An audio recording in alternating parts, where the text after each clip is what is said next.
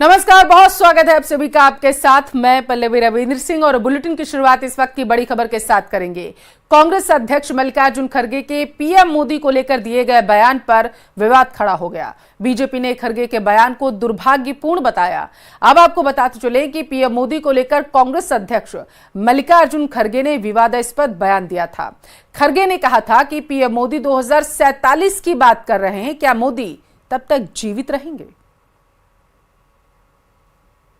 माँ गंगा ने उसको बुलाई है और वो बोल रहे हैं कि 47 तक अब 47 का शाश्वत भी रहेंगे अगर क्योंकि कहीं समंदर में डूबते हैं, कहीं गंगा में डूबते हैं, कभी गुहा में जाते हैं, कभी अकेले तपस्या करते हैं। उस तपस्या का फल अगर उनको मिलने वाला है तो मुझे मालूम नहीं। मल्लिकार्जुन खड़गे के इस बयान पर बीजेपी ने अब आपत्ति जताई है। बीजेपी ने खड़गे के बयान को बेहद ही दुर्भाग्यपूर्ण बताया। पूरा विश्वास रखा है कि 2047 तक बीजेपी ही रहने वाला है। कांग्रेस पार्टी ने जो विश्वास जताया, इसके लिए मैं कांग्रेस पार्टी को धन्यवाद समर्पित करता हूं। 10 साल से उनकी सरकार यही कर रही है। जब कांग्रेस पार्टी इस पर कुछ कह नहीं पा रही, ये दुर्भाग्यपूर्ण है कि उनके राष्ट्रीय अध्यक्ष इस प्रकार की व्यक्तिगत टिप्पणी कर रहे हैं। और उधर दिल्ली के सीएम अरविंद केजरीवाल के जेल जाने का सवाल किया गया तो जेपी नड्डा ने न्यूज 18 से बातचीत में कहा कि केजरीवाल को 1 तारीख को दोबारा वापस जाना है। अब इमोशनल होने से काम नहीं चलने वाला। पूरा इंटरव्यू आप देखिए आज रात 8 बजे।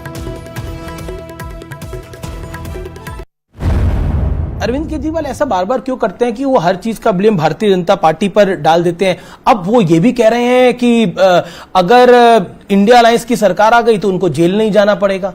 ये सब वोट अपने तरफ खींचने के लिए, अपने इज्जत आबरू को दांव में लगा करके किसी भी तरीके से वोट आ जाए, ये इस तरीके से बिहेव कर रहे हैं। पर देखिए, पढ़ा लिखा नेता मूल बात पर बात करता। उन्होंने कभी पढ़े लिखे हैं काफी, तो मैं तो यही बोल रहा हूं ना कि बात क्यों नहीं करते, वो दूसरी तरफ क्यों उसको डाइवर्ट करते? वो इमोशनल कर रहे हैं पब्लिक को। वो कह रहे हैं कि देखिए, तो अब ये 21वीं शताब्दी की जनता ये इमोशनल नहीं होने वाली है। लेकिन वो कहते हैं कि अगर आपको लगता है, क्योंकि कोर्ट ने उनको इंटरिम बेल दी है, क्या आपको आपको लगता है स्पेशल ट्रीटमेंट है? निश्चित रूप से।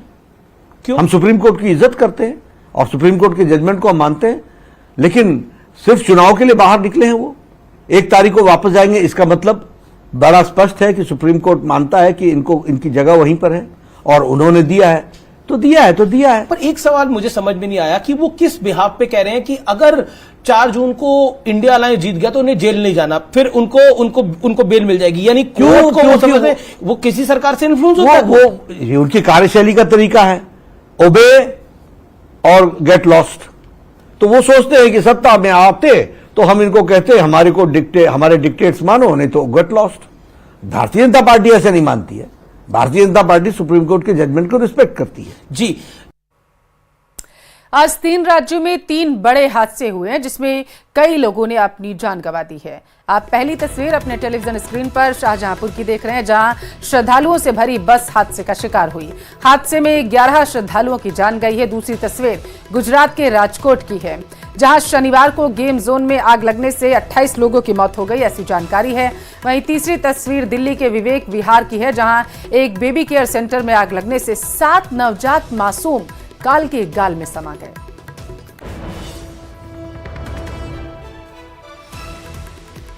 दिल्ली का रुख करेंगे, जहां से बड़ी खबर है। 2 अलग अलग इलाकों में आग लगने की वजह से 7 बच्चों समेत कुल 10 लोगों की जान गई है। विवेक विहार और कृष्णानगर इलाके में आग लगने से बड़ा हादसा हुआ। विवेक विहार में एक बेबी केयर सेंटर में आग लगी, तो वहीं कृष्णानगर की एक बिल्डिंग में आग लगने से 3 लोगों ने अपनी जान गंवा दी। तस्वीरें आपके टेलीविजन स्क्रीन पर 2 तस्वीरें आपको दिखा रहे हैं। पहली तस्वीर उस बेबी केयर सेंटर की है जहां पर आग लगी थी, और दूसरी तस्वीर में जहां 3 लोगों ने अपनी जान गंवा दी है। अब वहां पर सिर्फ मलबा बचा हुआ है, सब कुछ जलकर खाक हो गया।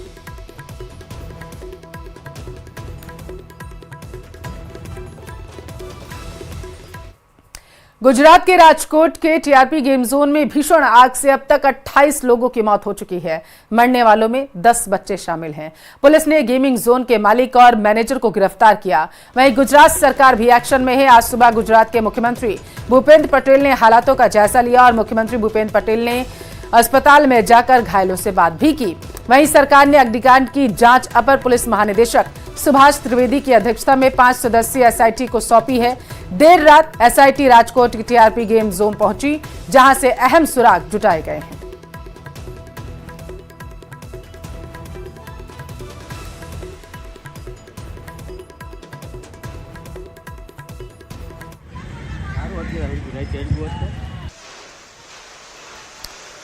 छुट्टी वाला दिन था बताते चलें, और क्योंकि वीकेंड था इस वजह से बड़ी संख्या में गेमिंग जोन में बच्चे भी थे और भी कई लोग थे, जिसकी वजह से आग लगी और यह हादसा हो गया। 5 तस्वीरें आपके टेलीविजन स्क्रीन पर हैं। 27 लोगों की मौत की खबर जो है अब तक पुष्टि हो चुकी है कि 27 लोगों ने अपनी जान गंवाई है। गेमिंग जोन में एसआईटी जो है जैसे ही गठन किया गया उसका, तो वो जांच करने के लिए पहुंची, मौका मुआयना किया गया, साक्ष्य जो हैं जुटाए जा रहे हैं। और दूसरी तरफ देश के दिग्गज नेताओं ने, राष्ट्रपति और पीएम मोदी ने भी इस मामले पर दुख जताया है और शोकाकुल परिवार के प्रति उन्होंने सांत्वना अपनी व्यक्त की है। मौके पर कई मंत्री भी पहुंचे, जिन्होंने जहां एक तरफ परिवार को ढांढस बंधाया जिनकी मृत्यु हुई है उनके परिवारों को, और दूसरी तरफ घायलों का हालचाल भी जाना, स्थितियों का भी जायजा लेने के लिए वहां पहुंचे कि आखिर इतनी बड़ी तादाद में जो मौत हुई है लोगों की, जो घायल हुए हैं, आखिर ये हादसा हुआ कैसे। और वकीलों ने बहिष्कार कर दिया है, ऐसी जानकारी है, उन्होंने केस लेने से इनकार कर दिया। तस्वीरें आपके टेलीविजन स्क्रीन पर। राजकोट अग्निकांड मामले में दावा किया जा रहा है कि सीढ़ियों पर वेल्डिंग करते वक्त धमाका हुआ। 1 मिनट में आग तीसरी मंजिल तक फैल गई। हालांकि प्रशासन की तरफ से अब तक इस बात की पुष्टि नहीं की गई आग लगने के पीछे की असल वजह आखिर क्या है, लेकिन अब की जांच में जो बात सामने आई है वो चौंकाने, डराने वाली।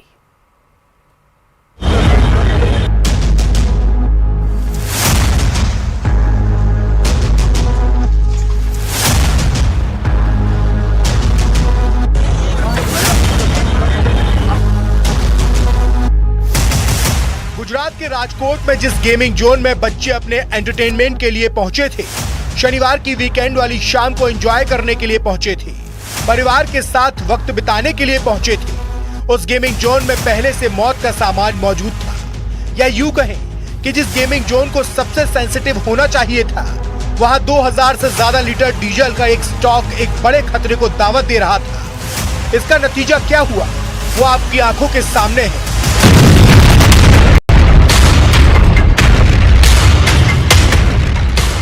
कार ट्रैक के किनारे रखे टायर और शेड में लगे थर्मोकोल शीट तक पहुंची आग ने जगह बना ली थी और कुछ ही मिनटों में पूरा गेमिंग जोन भट्टी में बदल गया। जानकारी के मुताबिक गेमिंग जोन में 1500 से 2000 लीटर डीजल इकट्ठा किया गया था। जनरेटर को चलाने के लिए इस डीजल को गेमिंग जोन परिसर में रखा गया था। गो कार्ट रेसिंग के लिए 1000 से 1500 लीटर पेट्रोल भी यहाँ जमा था। हैरानी वाली बात तो ये है कि गेमिंग जोन में एंट्री और एग्जिट के लिए 6 से 7 फीट का केवल एक ही गेट था और शनिवार को गेमिंग जोन में एंट्री फीस 99 रुपए होने के चलते यहाँ बड़ी संख्या में लोग पहुंचे थे। शुरुआती जांच में पता चला है कि गेमिंग जोन के पास किसी भी तरह का कोई लाइसेंस नहीं था और बिना फायर एनओसी के गेमिंग जोन चलाया जा रहा था।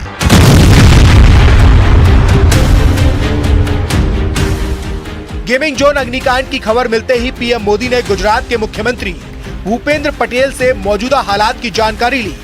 साथ ही पीएम मोदी ने ट्वीट करते हुए मृतकों के परिजनों के प्रति सांत्वना और घायलों के जल्द स्वस्थ होने की कामना की। अग्निकांड मामले में उच्च स्तरीय जांच के लिए सीएम भूपेंद्र पटेल ने 5 सदस्यों की कमेटी का गठन किया है। टीम ने रात को ही जांच शुरू कर दी है और मौके से कई अहम सबूत जुटाए गए हैं। एक बहुत ही दुखद घटना बनी है जिसमें अनेक परिवारजनों को, अपने स्वजनों को खोना पड़ा है। साथ साथ में कई बच्चों का भी इसमें देहांत हुआ है। मुख्यमंत्री जी के निर्देश से मैं आज राजकोट आया हूं। एसआईटी जो बनाई गई है वो एसआईटी को भी तात्कालिक सूचना दी गई है कि रात को 3 बजे से ही ये पूरी तहकीकात जल्द से चालू की जाए। जानकारी के मुताबिक गेमिंग जोन बनाने में लकड़ी का ज्यादा इस्तेमाल किया गया था। इस वजह से आग पर काबू पाने में काफी मुश्किलें हुई और इमरजेंसी गेट नहीं होने के चलते लोगों को बाहर निकलने में दिक्कत हुई। नतीजा ये रहा कि कई लोगों की दम घुटने से मौत होने की बात सामने आ रही है। गेमिंग जोन किराए के प्लॉट पर 2 एकड़ में बनाया गया था। यहाँ 10 तरह के गेम खेले जाते थे। छुट्टी की वजह से एंट्री फीस में भारी कमी थी। फीस 500 रुपए प्रति व्यक्ति से घटाकर 99 रुपए प्रति व्यक्ति कर दी गई थी, जिस वजह से यहाँ काफी लोग पहुंचे थे। अग्निकांड में मौत के आंकड़े रोंगटे खड़े कर देने वाले हैं और ये आंकड़े लगातार बढ़ रहे हैं। गुजरात सरकार इस अग्निकांड में दोषियों पर सख्त कार्रवाई की बात कर रही है। क्यों लगी, कौन दोषित है, उसकी जांच भी होनी चाहिए और उनको सजा भी मिलनी चाहिए। फिर से मैं इस दुर्घटना के लिए दुख व्यक्त करता हूं।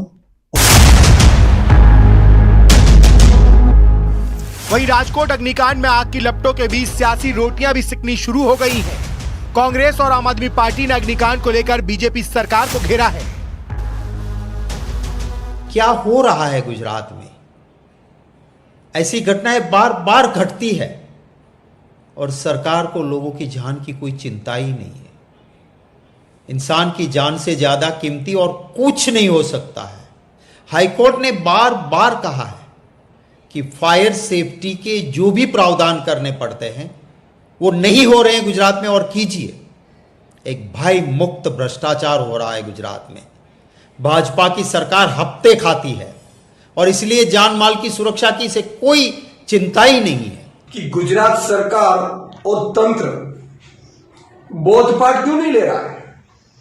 आज वेकेशन है, समर के वेकेशन में बच्चे जाते हैं घूमने के लिए। डर लगता है गुजरातियों को कि कहीं से ब्रिज गिरेगा, कहीं से आग लगेगी और बच्चे जिंदा वापस आएंगे कि नहीं आएंगे। घटना पर सभी की आंखें नम है। राष्ट्रपति ने भी इस घटना पर दुख जाहिर किया है। उनके अलावा पीएम मोदी, गृह मंत्री अमित शाह, राहुल गांधी, अरविंद केजरीवाल समेत तमाम नेताओं ने घायलों के जल्द स्वस्थ होने की कामना की है।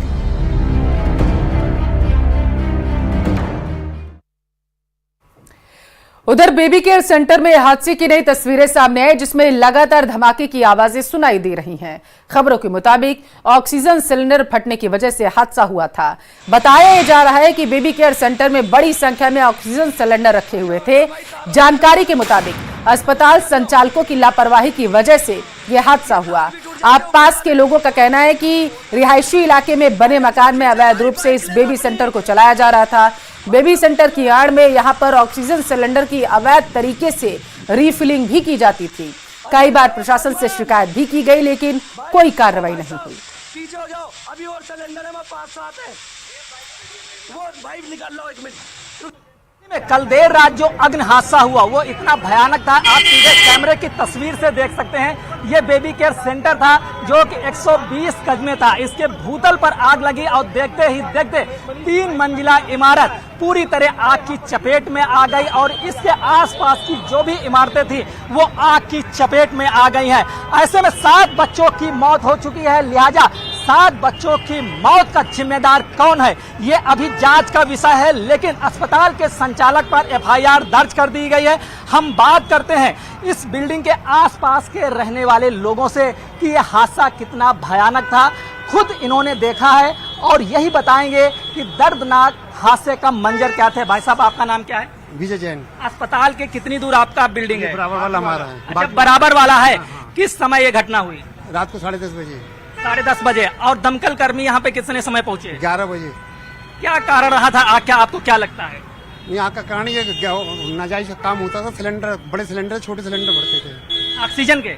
ऑक्सीजन इस समय ये हादसा हुआ है क्योंकि ये आईसीयू, हमें लगता है जो आईसीयू सर्विस प्रोवाइड कराता था ये अस्पताल, तो यहाँ परिजन थे कि नहीं थे? नहीं, कोई परिजन नहीं थे। 2-2, 3-3 दिन के बच्चे, न्यू बोर्न 12 बच्चे एडमिट थे। स्टाफ सब भाग गया, पब्लिक ने बच्चों को निकाला है, उसमें से 7 एक्सपायर हो गए, 5 बचे हैं। इसके मतलब जो बच्चे यहाँ आते थे वो किसी हॉस्पिटल से इनका कनेक्ट होगा जहाँ डिलीवरी होती होगी, वहाँ से बच्चे यहाँ लाए जाते होंगे। एग्जैक्टली। न्यू बोर्न बेबी 1-2 दिन का बच्चा पैदा होते ही उनको डरा देते थे, इसको पेट में पानी भर गया, इसकी ऑक्सीजन खत्म हो गई, सेटिंग का खेल है सारा। वो बच्चे यहाँ आते थे, उनको ये एडमिट करते थे और इसमें ज्यादातर मोस्टली एक्सपायर बच्चे होते थे। कितने दिन से ये अस्पताल संचालित था? तकरीबन 3 साल से संचालित है। इससे पहले यहाँ पे क्या था? इससे पहले ये बैंक की बिल्डिंग थी, बैंक ने ऑक्शन किया है। पहले जो रिहायशी मकान है, ये रिहायशी मकान है, 120 गज का पार्ट है। पहले ये मकान था और इसमें बैंक चलती थी? नहीं, बैंक नहीं चलता था, खाली रिहाइश था, पब्लिक फैमिली। इसमें पहले फैमिली रहती थी? फैमिली रहती थी। इसको अस्पताल में कन्वर्ट कर दिया? हाँ जी, अस्पताल में इलीगल कन्वर्ट किया। 3 साल से ये अस्पताल चल रहा है? हाँ जी। आप देख सकते हैं ये जो अस्पताल की बिल्डिंग है, यानी कि जिसमें अस्पताल संचालित था, वो एक रेजिडेंशियल मकान था और 120 गज का मकान है, जिसमें रैंप वगैरह जहां तक है कोई सुविधा नहीं होगी, क्योंकि रेजिडेंशियल मकान है और इसमें इनलीगल तौर पर हॉस्पिटल चलता था। और इनका कहना है कि गैस रिफिलिंग यानी कि ऑक्सीजन गैस सिलेंडर आते थे यहाँ पे, बड़े और छोटे में उनको रिफिलिंग की जाती है। ये हादसा का भी कारण बना है। वीडियो जर्नलिस्ट कार्तिक के साथ संदीप पांडे, न्यूज 18 दिल्ली। दिल्ली के बाद अब बात बिहार की करेंगे। पूर्णिया में सबसे बड़े सिनेमा हॉल के रूप में प्रसिद्ध इमारत को शनिवार को जमींदोज कर दिया गया। सामने आई तस्वीरों में सिनेमा हॉल की बिल्डिंग ताश के पत्तों की तरह ढहती नजर आई। नए निर्माण कार्य के लिए उस जमीन पर बनी तकरीबन 40 साल पुराने इस बिल्डिंग को गिरा दिया गया। बताया गया है कि अपने समय में यह सिनेमा हॉल बिहार का सबसे प्रसिद्ध सिनेमा हॉल हुआ करता था, लेकिन पिछले कुछ सालों से बंद था।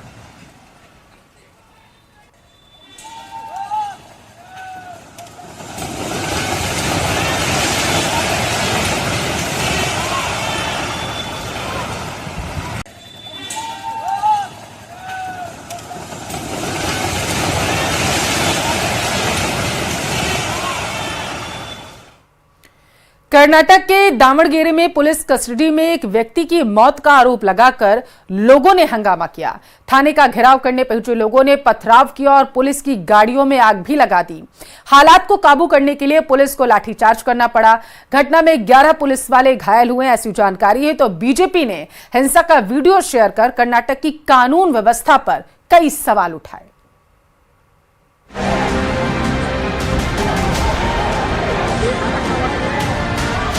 सैकड़ों लोगों की इस भीड़ ने कर्नाटक के दावणगेरे जिले में जमकर बवाल काटा। करीब 200 लोगों की इस भीड़ ने दावणगेरे जिले के चन्नागिरी थाने में न केवल पथराव किया, बल्कि वहां खड़ी पुलिस की कई गाड़ियों में भी तोड़फोड़ के बाद आग लगा दी। पुलिस कस्टडी में एक आदमी की मौत का आरोप लगाते हुए थाने के बाहर सैकड़ों लोग इकट्ठा हुए और बवाल कर दिया। पुलिस के मुताबिक 24 मई को आदिल नाम के एक आदमी को जुआ खेलने के आरोप में गिरफ्तार किया गया था। पुलिस के मुताबिक थाने में लाने के बाद आदिल की तबीयत बिगड़ गई और कल रात उसकी मौत हो गई। पुलिस कस्टडी में आदिल की मौत की खबर के बाद उसके परिवार के लोगों के साथ सैकड़ों लोगों ने थाना घेर लिया और करीब 200 लोगों की भीड़ ने चन्नागिरी थाने पर पथराव कर दिया, जिसमें 11 पुलिस वाले जख्मी हो गए। घटना के बाद एक एएसपी और चन्नागिरी थानाध्यक्ष को निलंबित कर दिया गया। कई घंटे तक लोग चन्नागिरी थाने में बवाल करते रहे। पुलिस ने हंगामा कर रहे लोगों को शांत करने की कोशिश भी की, लेकिन लोगों ने पथराव और आगजनी शुरू कर दी, जिसके बाद पुलिस ने हालात को काबू करने के लिए लाठीचार्ज किया। बीजेपी ने बवाल का video social media platform x पर शेयर करते हुए कानून व्यवस्था और कर्नाटक सरकार पर सवाल उठाए। चन्नागिरी की हालातों को देखते हुए वहां भारी फोर्स तैनात कर दिया गया है। पुलिस ने पूरे घटनाक्रम में 3 एफआईआर दर्ज की है और साथ ही उन लोगों की तलाश भी शुरू कर दी जिन्होंने थाने में तोड़फोड़, पथराव और आगजनी की थी।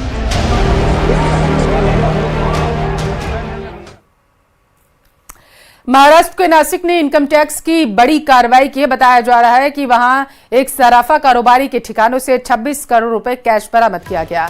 90 करोड़ की बेनामी संपत्ति के दस्तावेज सीज किए गए। बरामद किए गए 26 करोड़ रुपए को गिनने में 14 घंटे का वक्त लग गया। कैश फर्नीचर में छिपा कर रखा गया था।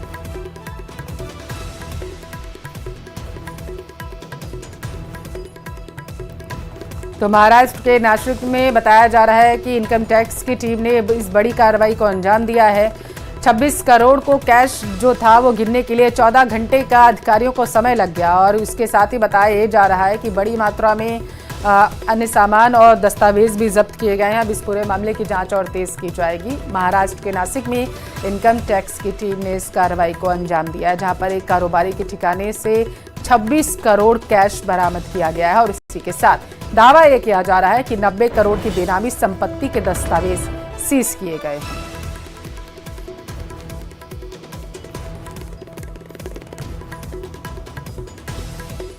अहमदाबाद में सोने की तस्करी का खुलासा हुआ। डीआरआई ने अहमदाबाद अंतर्राष्ट्रीय हवाई अड्डे के पास एक होटल से 10 लोगों को गिरफ्तार किया। उनके पास से तकरीबन 8 करोड़ का सोना जब्त किया गया।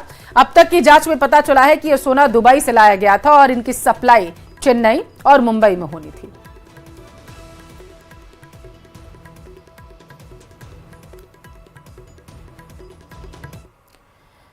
आज रात तक बंगाल की खाड़ी से शुरू होने वाला रिमाल तूफान पश्चिम बंगाल के समुद्र तटों से टकरा सकता है। मौसम विभाग के मुताबिक इस दौरान 120 किलोमीटर की रफ्तार से हवाएं चल सकती हैं और तूफानी हवाओं की वजह से समंदर में 1.5 मीटर लंबी लहरें भी उठ सकती हैं, जिसको लेकर कोस्ट गार्ड की टीम भी अलर्ट है।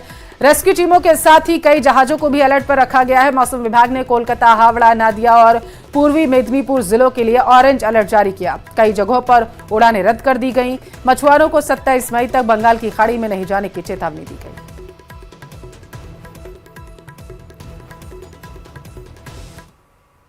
इंडियन मेट्रोलॉजिकल डिपार्टमेंट की तरफ से और स्टेट डिजास्टर मैनेजमेंट अथॉरिटी की तरफ से एडवाइजरी जारी की गई है। खासकर त्रिपुरा में जितने भी जिले साउथ डायरेक्शन में हैं, जैसे वेस्ट त्रिपुरा डिस्ट्रिक्ट, और उम्मीद है कि 25 तारीख की शाम से और 26 और 27 तारीख को हवाएं 50 से 60 किलोमीटर हवाएं तेज चल सकती हैं। इसके साथ साथ हैवी टू हैवी रेनफॉल की भी प्रोविजन है।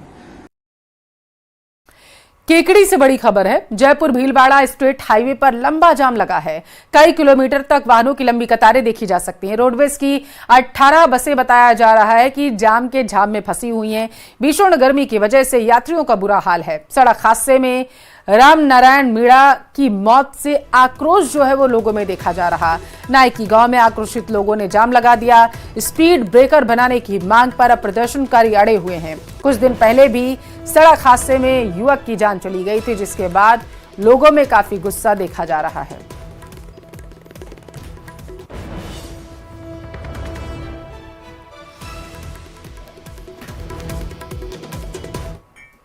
गुजरात में भी भीषण गर्मी है। शनिवार को अहमदाबाद के शारदाबेन अस्पताल में हीट स्ट्रोक की शिकायत पर भर्ती कराए गए 2 नवजातों की मौत हो गई। इससे एक दिन पहले भी इसी अस्पताल में लू लगने से 2 लोगों की जान गई थी। पिछले 4 दिनों में अहमदाबाद के अस्पतालों में हीट स्ट्रोक की शिकायत से 175 से ज्यादा मरीज भर्ती किए गए।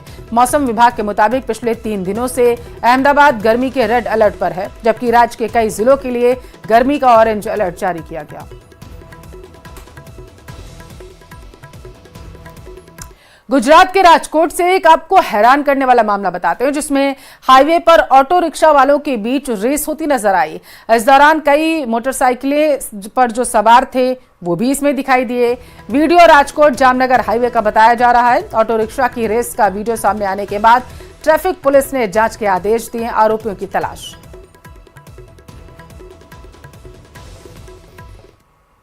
और यहां वक्त एक छोटे से ब्रेक का, आप देखते रहिए न्यूज़ 18।